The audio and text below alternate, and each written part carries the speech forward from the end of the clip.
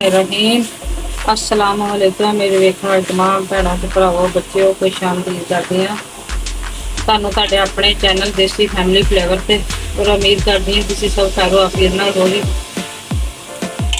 अल्लाह पाक तुहानूं खुश ते आबाद रखे, जिथे भी रखे सदा हसदे मुस्कुराते रहो, सेहतमंद रहो, तंदुरुस्त रहो। अज आपां बनाउण लगे हां गुलाब जामुन। आ दुध सीगा 1 किलो दुध, ये ना गर्मी की वजह ना थोड़ा फट गया वा ते एदा बनाउण लगे गुलाब जामुन।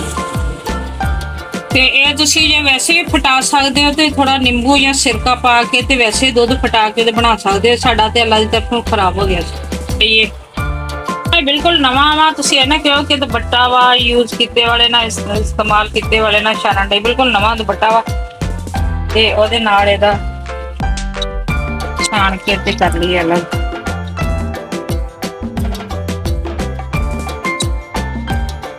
कपड़े च पा के ਇਹਦਾ सही तरीके ਨਾਲ इस तरह ਕੱਢ ਲੈਣਾ ਇਹਦਾ ਜੂਸ। अगर नींबू पा के फटाया होवे ते फिर ऊपर पानी दूसरा पा सकते जो। ਇਹਦੇ भी ऊपर मैं दूसरा पानी एक दफा निकाल दिता वा।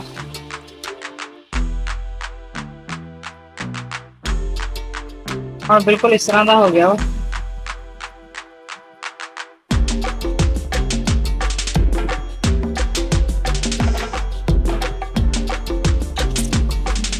ये बिल्कुल इस तरह गुठलियां एदियां जड़ियां खत्म कर लेनियां।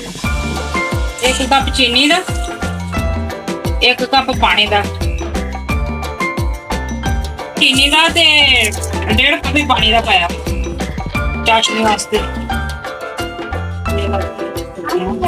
हुण इलाचियां, सब्ज इलाची इन्हां दे मूंह खोल के पासी चाशनी नूं 1.5 कप पानी दा, 1.5 कप चीनी दा, विच 2 सब्ज इलाचियां। आ मैदा सीगा, इनू मैं थोड़ा रोस्ट किया है फ्राई पैन दे विच ना, इनू थोड़ा रोस्ट किया। 2 चम्मच इह च मैदे दे पाए है, 2 चम्मच मैदे दे पाए, थोड़ा बेकिंग सोडा,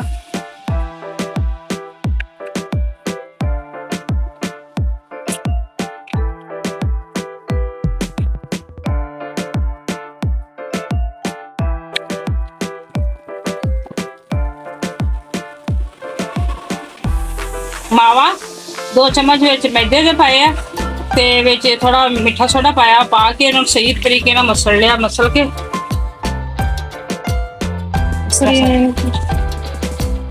बना लेना गोल गोल।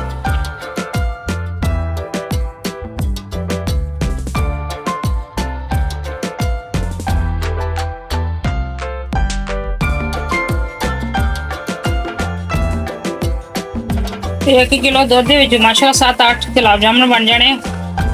ते तुसीं भी दुध खराब होया जाया ना करया करो, सुट्टिया ना करो, कुछ ना कुछ ओहदा बना लिया करो। फटे दुध दा मावा भी बन जांदा वा, गुलाब जामुन बन जांदे, रसगुल्ले बन जांदे। ते कुछ ना कुछ जरूर ट्राई कर लिया करो, बना लिया करो। और थोड़ा टाइम कढ़ के साडे वास्ते भी लाइक शेयर सबसक्राइब लाजमी करया करो, फॉलो करया करो, देखया करो, कोई अच्छे जे कमेंट भी लिखिया करो। ज्यादा इनू गर्म करके ना पाया करो, थोड़ा मीडियम गर्म होया होया च पाया करो।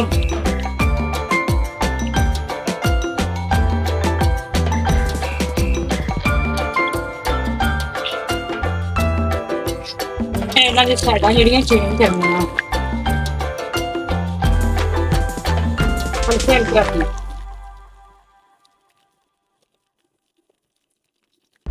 नहीं गर्म थोड़ा इन्ना आयल जड़ा ज्यादा गर्म ना करो, क्योंकि कच्चे रह जाने, फिर उसको सड़ जाना। तेल हल्के गर्म दे पायो, जिस तरह आयल गर्म होंदा जाना उस तरह गुलाब जामुन रोस्ट होंदे जाना।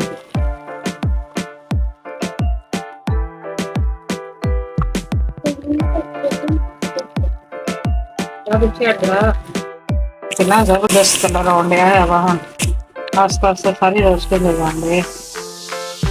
बस इन्होंने हल्के हल्के बड़े प्यार ना मुहब्बत ना इन्होंने जड़ा ना इन्होंने साइडा जी चेंज करनिया।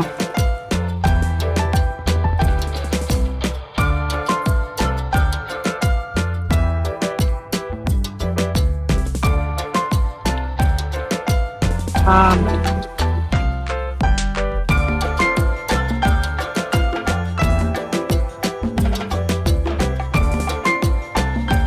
ਚਾਸ਼ਨੀ ਦੇ ਜਿਹਨਾਂ ਨੂੰ ਡਿਪ ਕਰਕੇ ਨਾ 10-15 ਮਿੰਟ ਅੱਧਾ ਘੰਟੇ ਵਾਸਤੇ ਇਹਨਾਂ ਨੂੰ ਇੱਥੇ ਰੱਖ ਦੇਣਾ।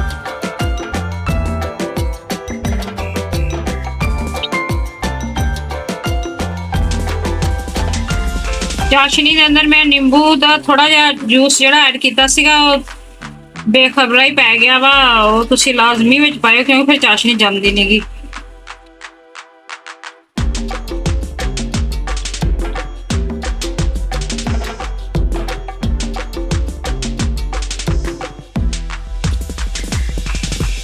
ਬਸ ਗੁਲਾਬ ਜਾਮਨ ਬਣ ਗਏ ਆ।